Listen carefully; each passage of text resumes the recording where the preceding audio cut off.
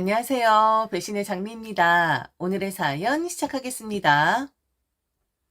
결혼한 지 이제 딱 10년 만에 저는 혼자가 되었습니다. 그 시간 동안 많은 일이 있었고, 지금도 여전히 참 많은 걸 겪고 있는 중이지만, 이 이야기를 꺼내는 이유는 모든 문제의 시작이 어디서부터였는지를 이젠 솔직히, 그리고 차분히 돌아보고 싶어서예요. 사실 저는 결혼 전부터 시어머니에게 마음에 들지 않는 며느리였어요. 그건 굳이 시어머니께서 말로 표현하지 않으셨어도 몸으로, 눈빛으로, 분위기로 너무나 명확하게 전달되었죠. 그리고 결혼을 하자마자 그건 예상에서 현실이 되었어요. 아주 당연한 듯한 시집살이. 그게 제 신혼의 시작이었어요. 참 아이러니하죠. 결혼 전엔 내 편이 되어 주겠다던 남자. 내가 중간에서 잘할게. 엄마도 이해시키고 당신 마음도 지켜줄게. 그렇게 수없이 다짐하고 약속했던 그 남자는 결혼하고 나서 입 한번 쓱 닫고 뒤로 싹 빠지더라고요. 그 말을 믿은 내가 바보였죠. 그런 줄도 모르고 그 사람을 믿고 결혼을 결심했던 내가 정말 어리석었더라고요. 그럼 시어머니는 왜 그렇게 저를 싫어하셨을까? 이유는 참 간단했어요. 우리 친정 엄마가 재혼을 하셨다는 이유, 단지 그거 하나 때문이었어요. 시어머니 역시 남편을 사별하고 혼자 되신 분이었어요. 남편, 그러니까 제 남편과 시동생까지 두 아이를 혼자서 키우며 살아오셨다고 했죠. 그 고단함과 외로움이 얼마나 깊었을지 사실 저는 어느 정도 이해해요. 그런데 시어머니는 그 고생을 견디며 살아온 자신과는 다르게 재혼을 선택한 저희 엄마를 아예 정숙하지 못한 여자로 규정지어 버리셨죠. 남자라면 사족을 못 쓰는 거 아니야? 딸들은 엄마 팔자를 담는 법이야. 너희 엄마가 정숙하지 못한데 네가 그 밑에서 뭘 배웠겠니? 그렇게 말씀하시더라고요. 그리고 마지막엔 그 말이 대목처럼 박혔어요. 나는 너 며느리로 들일 마음 전혀 없다. 사실 그 자리에선 제가 뭐라고 대꾸도 못했어요. 숨이 턱 막히는 기분이었고 머릿속이 하얘졌죠. 그런데 당시에 남편은 정말 저에게 푹 빠져있던 상태였어요. 눈이 멀어섰다고 해도 과언이 아니었죠. 그래서 시어머니가 아무리 강하게 반대하고 막말을 해도 미정이 아니면 결혼을 안 하겠다고 버티더라고요. 한쪽은 완강한 반대, 한쪽은 완강한 고집.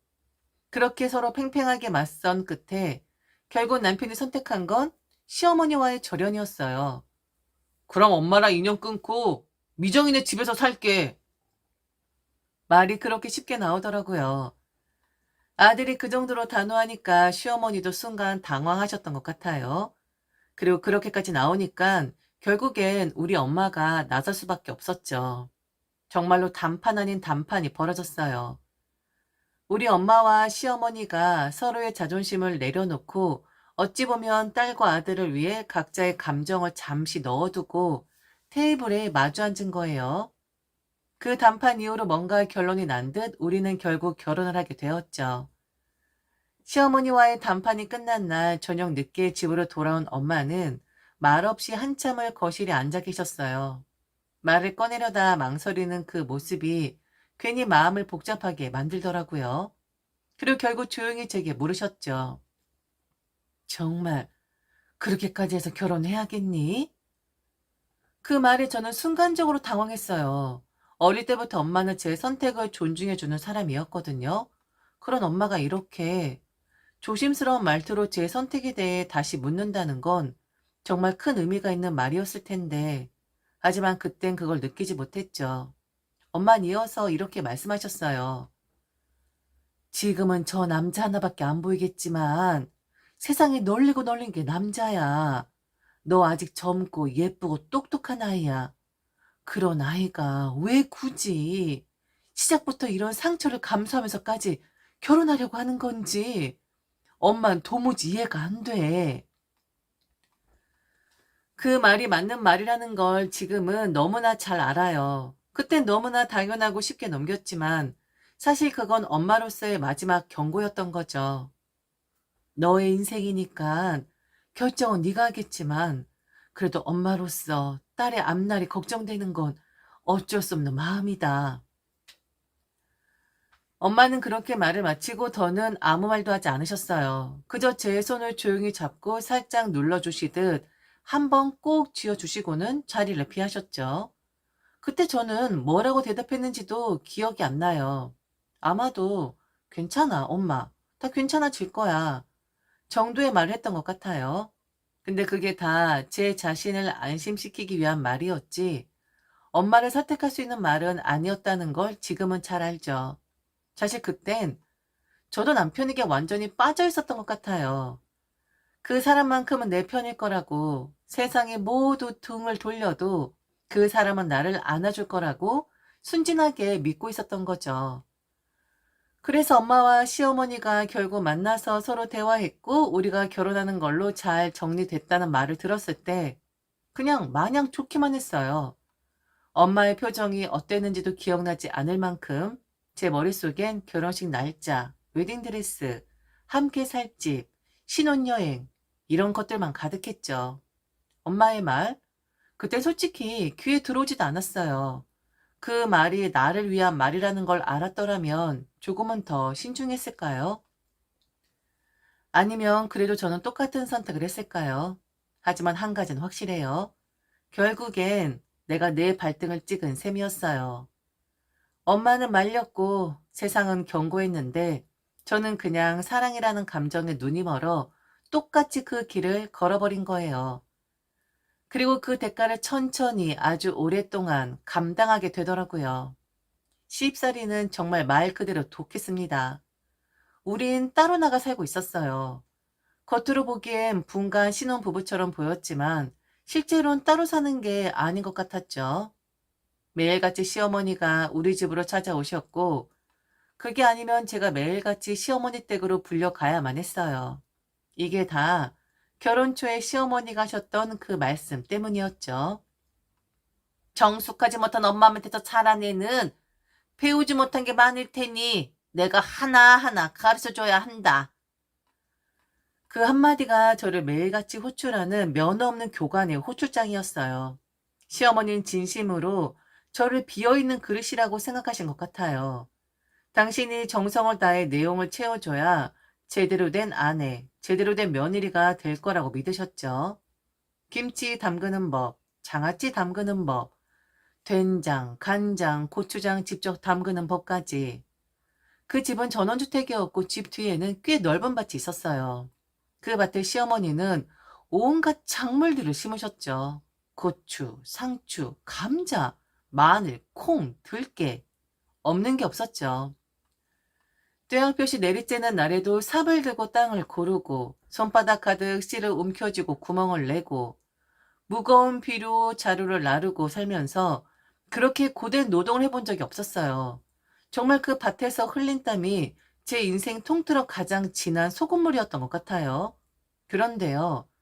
그럼에도 불구하고 저는 정말 잘 따라했어요.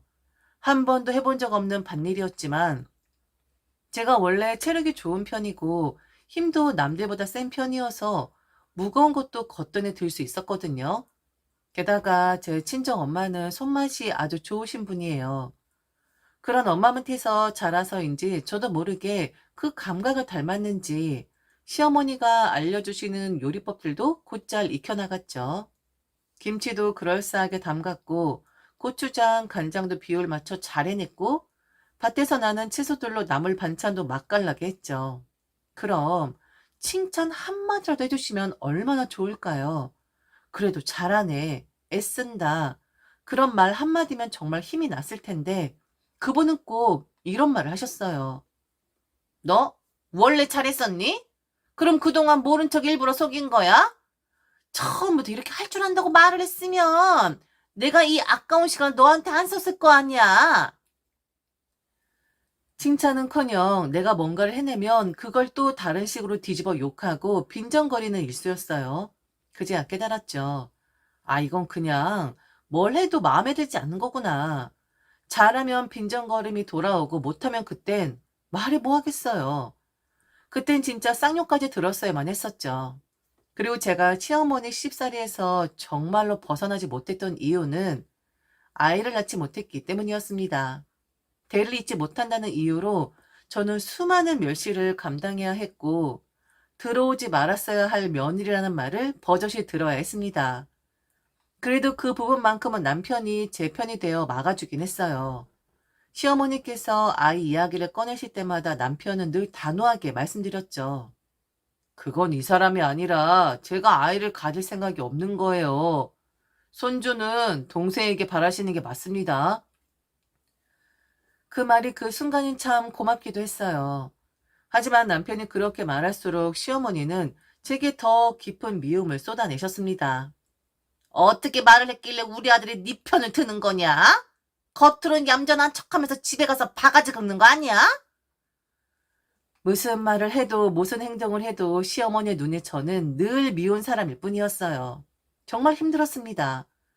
시간이 지나면 익숙해질 줄 알았는데 그게 익숙해지지 않더라고요. 그렇게 10년을 버텼습니다. 그리고 결혼 8년 차 무렵 동서를 맞이하게 되었죠. 새로 들어온 며느리에게 시어머니의 관심이 잠시 쏠리던 그 시기엔 숨통이 조금 트이는 것 같기도 했습니다.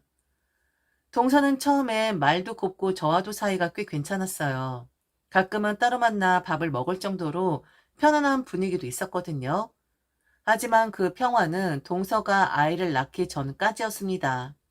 시어머니가 그렇게 바라던 손주를 낳았고 그 순간부터 모든 시선이 그쪽으로 향하기 시작했습니다. 그건 어쩌면 당연한 일이었죠. 아이를 안고 있는 여자는 무엇이든 이해받고 용서받을 수 있으니까요. 그런데 그때부터 동서가 조금씩 달라지기 시작했습니다. 아이 때문에 청소를 못했어요. 아이 때문에 밥을 못했어요. 아이 때문에 남편 옷도 못 다렸네요. 처음에 육아가 힘들 테니 그럴 수 있다고 생각했죠. 하지만 그런 말들이 하루 이틀이 아니라 점점 당연한 요청처럼 들리기 시작했어요. 그 무렵 시어머니께서도 그 말들을 들으시고는 제게 이렇게 말씀하셨죠. 너 요즘 집에서 뭐하니? 아무것도 안 하면서 얻어먹고 사는 김에 둘째네 집 좀 단돌이 해줘. 비참했습니다. 정말 비참했어요. 전 이 집안에서 딸도 아니고 제대로 된 며느리도 아니고 이젠 아이 낳은 여자를 받쳐주는 그저 공짜 인력 취급을 받고 있었던 겁니다. 그렇게 저는 이 집안의 공짜 노동력으로 살아가고 있었어요. 아니, 살아가고 있었다라기보다는 견디고 있었다는 표현이 더 맞을 거예요. 누가 시켜서 억지로 한 것도 아니었죠. 그냥 체념하고 포기하고, 그래, 이쯤 되면 나도 그러려니 하고 살자 하는 마음으로 하루하루를 버티며 살았어요. 그런데요, 그렇게 무던하게 넘기던 저도 이제는 정말 그만해야겠다는 생각이 들었던 순간이 있었어요. 그건 바로 우리 아버지가 돌아가셨을 때였어요. 그래요. 친아버지는 아니셨어요. 엄마의 재혼으로 제게 생긴 아버지셨죠. 하지만 저는 그분을 아버지라고 불렀고 그분도 저를 한 번도 남의 자식처럼 대하신 적이 없었어요. 저에겐 정말 따뜻하고 든든한 아버지셨죠. 엄마에게는 남편이셨고 우리 가족에게는 중심 같은 분이셨죠. 그런데 그분이 세상을 떠났을 때 남편도 시댁 그 누구도 장례식에 얼굴을 비추지 않으셨어요. 처음엔 일정이 안 맞았나? 몸이 안 좋으신가? 이런 생각도 해봤지만 그건 제 착각이었죠. 남편은 아예 올 마음이 없었더라고요. 장례식 날을 앞두고 저는 조심스럽게 남편에게 물었어요. 회사에 말은 해뒀는지, 빈소에 언제쯤 올 수 있는지. 그랬더니 남편이 정말 아무렇지도 않게 입꼬리 한쪽도 움직이지 않고 이렇게 말하더군요. 그걸 내가 회사에 공지하겠어? 아니, 생각 좀 해봐. 우리 청첩장에 성 안 적었잖아. 근데 부고장 올렸는데 네 성이랑 당신 아버지 성이 다르면 다들 이상하게 보지 않겠어? 그 말을 듣는 순간 심장이 철렁 내려앉는 것 같았어요. 그래도 아버지 돌아가셨다는 건데, 사람이 죽었다는 건데, 그런 걸 따지는 게 이해가 안 됐어요. 그런데 남편은 거기서 멈추지 않았죠. 솔직히 친아버지도 아니잖아. 그냥 가시면 가시는 거지. 뭐 이렇게 유난이야. 이제 그 양반 가셨으니까 우리 엄마가 당신 엄마한테 정숙하지 못한 여자 소리 안 하시겠네. 안 그래? 더 결혼 안 하시는 거지? 남자 없지? 그 말을 듣는 순간 눈이 뒤집혔어요. 아니, 이 사람이 지금 무슨 말을 하고 있는 거지? 자기 체면 구긴다고 제 아버지의 죽음을 수치처럼 이야기하고 있었던 거예요. 뭐라고? 당신 지금 그게 할 말이니? 어? 당신한테 장인어른이야. 지금 장인어른이 돌아가신 거라고. 그런데 뭐? 내가 뭐라고 했어? 네가 하면 되잖아. 내가 꼭 가야 하는 건 아니잖아.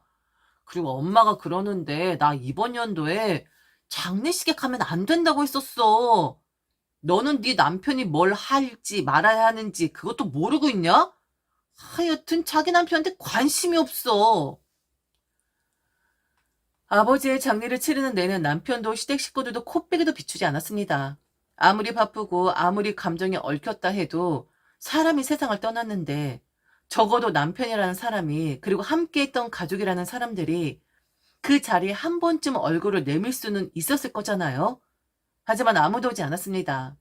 빈소의 공기는 차갑고 분향소의 향 냄새는 쓰리고 그 안에서 저 혼자만 가족이라는 단어를 붙들고 있더라고요. 엄만 아무 말도 하지 않으셨어요. 그저 제 손만 조용히 잡고 있었죠.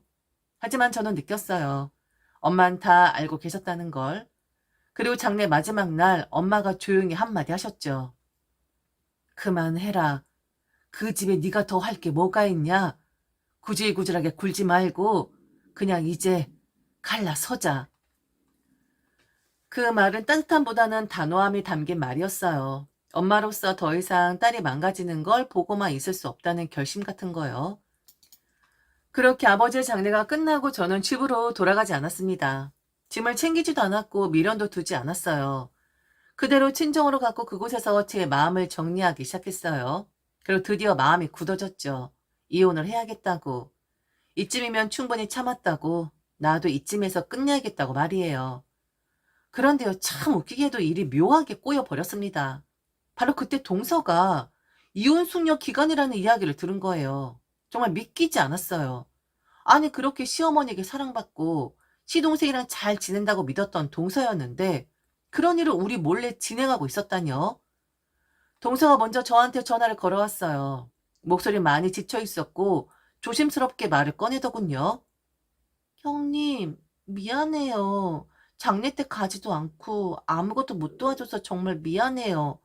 저도 그땐 진짜 제정신이 아니었어요. 그 말을 들으면서 무슨 말이지 싶었는데 동서가 이어서 설명을 했어요. 사실 저 이혼 진행 중이에요. 지금은 아이 때문에 숙려 기간인데 마음은 이미 정리됐어요. 그 말에 숨이 턱 막혔습니다. 사실 그 사람이 일 그만둔 지 꽤 됐어요. 처음엔 금방 취직할 줄 알았는데 그놈의 코인에 빠져서 돈도 다 날리고 집에 있는 돈까지 손댔어요. 생활비도 빠듯하고 애 키우는 것도 너무 버거워서 결국엔 나 혼자 버텼거든요. 근데 그 사람 정신 못 차려요. 지금도 뉴스만 보면 코인 얘기밖에 안 해요. 나 진짜 더는 못 견디겠더라고요.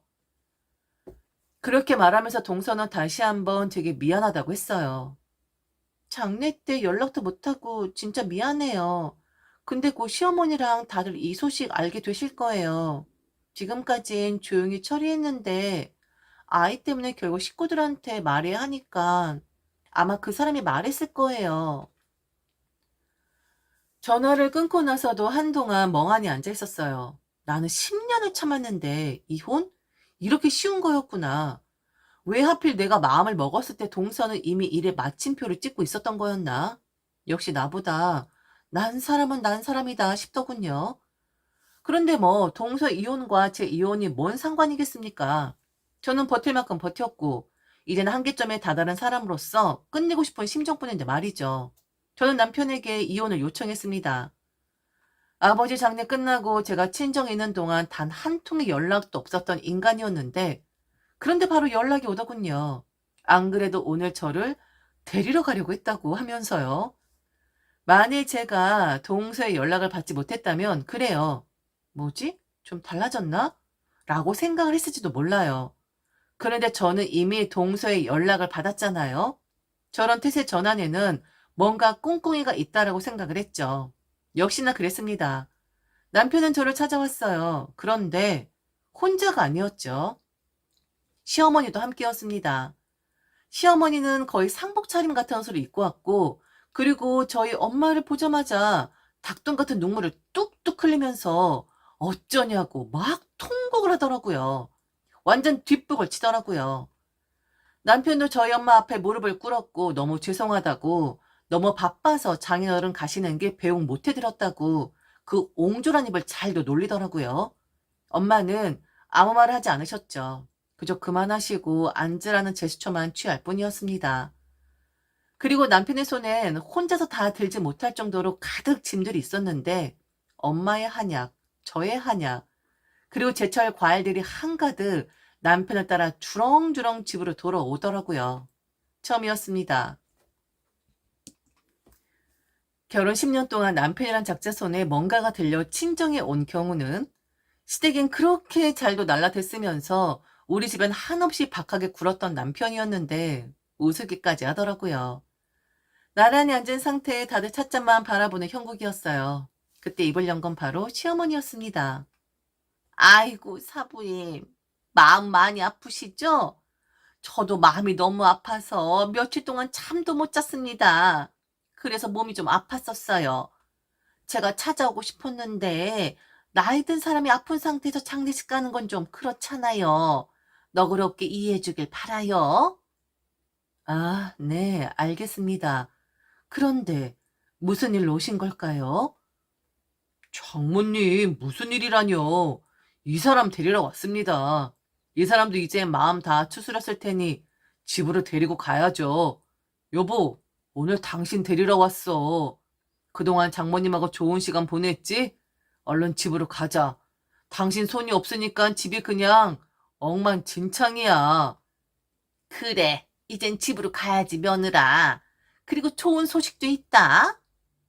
좋은 소식이요? 무슨 좋은 소식이요? 사부인, 그동안 제가 우리 며느리한테 좀 박하게 했었습니다. 그건 아마 다 아실 거예요. 사실 왜곡은 안 하겠습니다. 그런데요, 사부인, 저 앞으로 며느리를 딸처럼 생각하기로 했어요. 앞으로는 정말 서운하게도 안 하고 딸처럼 그렇게 아껴줄 생각이니 염려 마세요. 정말 웃기더라고요. 갑자기 저런 소리를 해대니까. 엄만 그저 무표정으로 그들을 바라봤고 저도 뭔 말이 필요하겠냐라는 식으로 그들을 쳐다봤습니다.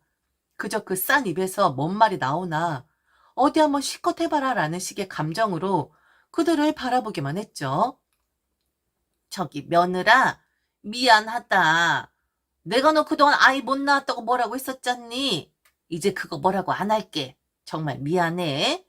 아휴, 내가 이런 일이 있을 거라고 생각도 못하고 네가 얼마나 중요한 사람인지 이번에 내가 깨달았어. 너가 그동안 우리 집에서 얼마나 중요한 며느리 역할을 했었는지 이번에 알게 됐다고. 얼른 가자. 그 네 조카 말이다. 그 조카가 널 기다리고 있다. 조카요? 무슨 조카요? 여보, 동생이 이혼한대. 그런데 동생 부부가 조카를 서로 안 맡겠다고 했나 봐. 그 조카를 엄마가 맡을 수도 없고, 그래서 내가 입양하기로 했어. 우리 아이도 없잖아. 우리가 그 아이 입양하면 엄마도 더 이상 아이에 대해서 당신한테 스트레스 주지 않으실 거야.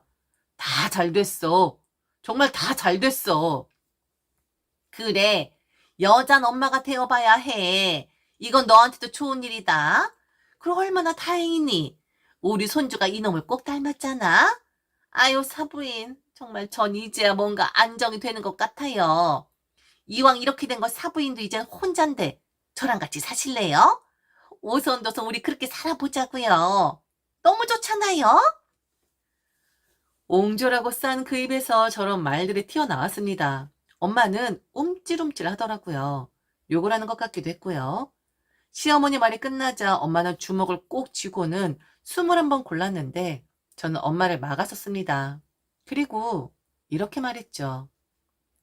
내가 이혼하자고 했잖아. 그런데 무슨 개 같은 소리 짓거리고 있어? 왜? 조카 키울 사람이 없나 보지? 족 같은 소리 하는 거 보면? 그러니까 10년 씹살이 벗어나게 해줄 테니 남의 자식 키우는 세월 보내라는 말이네. 저 짐들 가지고 썩 꺼져. 난 너랑 이혼할 거니까. 그리고 저기 어머니, 그러시는 거 아니에요. 당신도 여자잖아? 그럼 적어도 나한테 미안해하는 거 아니야? 그 옹졸한 입 놀리는 게 아니라? 니들은 니들만 생각하지? 니들 생각만 옳다고 믿지. 옆에 있는 사람 생각과 기분은 생각도 않지. 그동안 참았는데 나 이제 한계에 다다랐거든? 그래서 이번엔 안 참아. 이혼해, 이 개새끼야. 그리고 아이? 그냥 내가 나중에 지옥 갈게. 이 개년아, 넌 입 다물어. 그리고 네 아들 새끼 무정자증이야. 뭘 알고 나불거리라고. 꺼져. 다들 법정에서 보자고. 그렇게 결국 저는 이혼 소송을 제기했습니다. 더는 참지 않기로 했고 제 인생을 누군가의 기대치 밑에 눌러놓은 채 살 이유가 없었다는 걸 이제는 뼛속까지 깨달았기 때문이에요. 그동안 제가 받았던 끝없는 괄시, 아버지 장례식 때의 철저한 외면, 그리고 마지막엔 강제로 조카를 제게 맡기로 했던 일까지 하나하나 빠짐없이 정리했고 모든 기록과 정황이 저에게 명백히 유리하게 적용됐죠. 그 결과 저는 위자료와 재산 분할을 받고 이혼을 성립시킬 수 있었습니다. 물론 10년이라는 세월을 바친 대가로는 솔직히 턱없이 부족했어요. 돌아오지 않은 시간, 되돌릴 수 없는 청춘, 그리고 망가진 내 마음까지 값을 매긴다면 그 어떤 보상도 충분할 수 없겠죠. 하지만 전 앞으로 살아갈 날이 더 많다는 사실에 희망을 걸기로 했습니다. 그리고 그들이 저에게 떠안기로 했던 시동생 부부의 아이, 그 아이는 결국 동서가 직접 데려갔다고 하더군요. 그런데 말이에요. 그 일 가지고 또 난리가 났대요. 그들 핏줄을 훔쳐갔다는 식으로 한바탕 소란을 피웠다고 해요. 진짜 웃기지도 않더라고요. 아니 그 핏줄을 그렇게 소중하다던 아이를 제게 떠맡으라고 했던 사람들이 그들이었잖아요. 자기들이 책임지기 싫어서 제게 슬쩍 떠넘기려 했던 그 아이를 동서가 맡겠다고 하니까 난리를 쳤던 거죠. 그 말을 전해 들었을 땐 그냥 코웃음이 나왔어요. 완전히 단 한 점도 다시는 엮이고 싶지 않은 사람들. 살면서 그리고 죽을 때까지 다시는 마주치고 싶지 않은 존재들. 이젠 정말로 기억 속에서도 지워버릴 거예요. 저는 제 시간을 그런 사람들에게 낭비하지 않을 겁니다. 지금까지 들어줘서 진심으로 감사합니다. 이상 배신의 장미였습니다.